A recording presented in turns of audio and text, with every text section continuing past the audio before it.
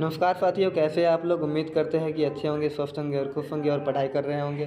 तो फिर साथियों, आज हम लोग क्लास 11 का पॉलिटिकल साइंस यानी कि राजनीतिक विज्ञान का प्रथम चैप्टर पढ़ने वाले हैं, जो है हमारा संविधान क्यों और कैसे। तो चलिए शुरू करते हैं। तो यहाँ पे लिखा गया है कि संविधान एक मौलिक कानून है जो देश का संचालन करने, सरकार के विभिन्न अंगों की रूपरेखा तथा कार्य का निर्धारण करने एवं नागरिकों के हितों का संरक्षण करने के लिए नियम दर्शाता है। ठीक है। आगे है कि प्रत्येक स्वतंत्र देश का अपना एक संविधान होता है जो सरकार के अंग, विधानमंडल, न्यायतंत्र, कार्यपालिका के गठन और कार्य की परिभाषा करता है और उसके अधिकार और जिम्मेदारियों को सुनिश्चित करता है। संविधान देश में बन रहे सभी कानून का मूल होने की वजह से इसे मूल कानून भी कहा जाता है। किसी भी गणतंत्र राष्ट्र का आधार संविधान होता है। इसमें उस देश या राष्ट्र के महत्वपूर्ण व्यक्तियों के द्वारा देश का प्रशासन चलाने के लिए नियम का निर्माण किया जाता है, जिससे सत्ता का दुरुपयोग को रोका जा सकता है। संविधान के द्वारा मूल शक्ति वहाँ की जनता में निहित की जाती है, जिससे किसी गलत व्यक्ति को सत्ता तक पहुँचने पर उसके पद से हटाया जा सकता है। किसी भी देश का संविधान उस देश को आत्मा को भी कहते हैं, क्योंकि संविधान में ही उस देश के सही मूल भाव और कर्तव्य निहित होता है। संविधान देश की सामाजिक, आर्थिक, भौगोलिक, धार्मिक आदि परिस्थिति के आधार पर बनाया जाता है।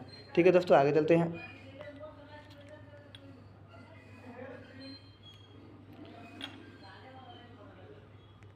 तो कह रहा है संविधान का मतलब उस लिखित दस्तावेज से है जिसमें दिए गए नियम और निर्देश के आधार पर शासन किया जाता है। इस दस्तावेज में सभी प्रकार के विषयों को शामिल किया जाता है। किसी भी देश के संविधान को लचीला बनाया जाता है, जिससे उसमें समय के अनुसार प्रक्रिया के अंतर्गत परिवर्तन किया जा सकता है। भारतीय संविधान में भी परिवर्तन किया जा सकता है, लेकिन मूल ढांचे में परिवर्तन नहीं किया जा सकता। ठीक है दोस्तों, भारतीय संविधान में संशोधन करके परिवर्तन किया जा सकता है, लेकिन उसके मूल ढांचे में परिवर्तन नहीं किया जा सकता है। ठीक है, आगे चलते हैं। तो आयकर है, संविधान का पालन करने से कोई व्यक्ति अपनी इच्छा के अनुसार शासन को नहीं चला सकता है। इसमें जनहित को सर्वोच्च प्राथमिकता दी जाती है।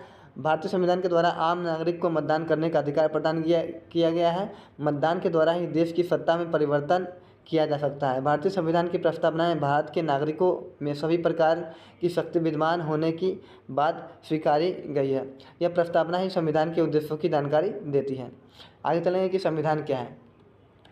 ठीक है दोस्तों, आगे पढ़ेंगे संविधान क्या है।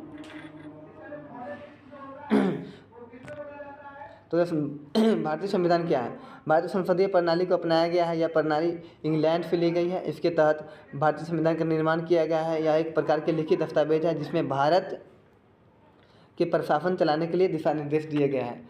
इस संविधान में दिए गए नियमों का उल्लंघन कोई सरकार नहीं कर सकती, चाहे वह राज्य सरकार हो या केंद्र सरकार हो। भारतीय संविधान का संरक्षण सर्वोच्च न्यायालय को बनाया गया है। ठीक है दोस्तों, भारतीय संविधान का संरक्षण किसे बनाया गया है? सर्वोच्च न्यायालय को। सर्वोच्च न्यायालय केंद्र सरकार और राज्य सरकार द्वारा बनाए गए कानून की समीक्षा कर सकते हैं। यदि कोई भी कानून संविधान की मूल भावना और ढांचे के विपरीत पाया जाता है तो सर्वोच्च न्यायालय उसे कानून को निरस्त कर सकती है। ठीक है दोस्तों, आगे बढ़ेंगे हम लोग संसद के बारे में।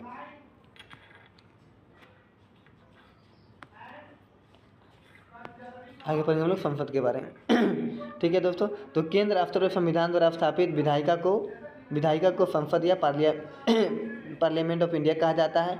अपितु किसी भी राज्य में विधायिका होती है उसे उस राज्य स्तर पर विधानमंडल या लेजिस्लेटिव ऑफ स्टेट कहते हैं। लेकिन भारत में सबसे बड़ी विधायिका के रूप में संसद ही है, जो केंद्र सरकार के गठन में कार्य करती है और संविधान अनुसार प्राप्त शक्तियों के आधार पर कार्यपालिका का सहयोग व नियंत्रित कर सकती है।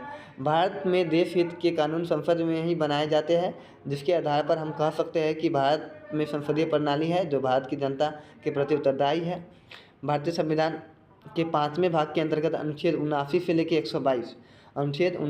122 में संसद के गठन, संरचना, अवधि, अधिकारियों, प्रक्रिया, विशेषाधिकार सहित अधिकारों के बारे में वर्णन किया गया है, जिसके बारे में हम आगे विस्तारपूर्वक जानेंगे। आगे पढ़ेंगे दोस्तों कि संविधान से क्या मतलब है। तो 15 अगस्त 1947 के बाद देश का शासन कैसे चलेगा, सरकार कैसे चलेगी, सरकार को क्या अधिकार और क्या जवाबदारी होगी, शासन के लिए पैसे कहाँ से आएंगे, कहाँ खर्च होगा, पड़ोसी देश के साथ व्यवहार कैसा होगा, ऐसे सभी प्रश्नों को एक संविधान की जरूरत थी। इसलिए भारतीय संविधान का गठन किया गया। ठीक है दोस्तों, आगे पढ़ेंगे कि संविधान की ज़रूरत, कि हमें संविधान की ज़रूरत क्यों है।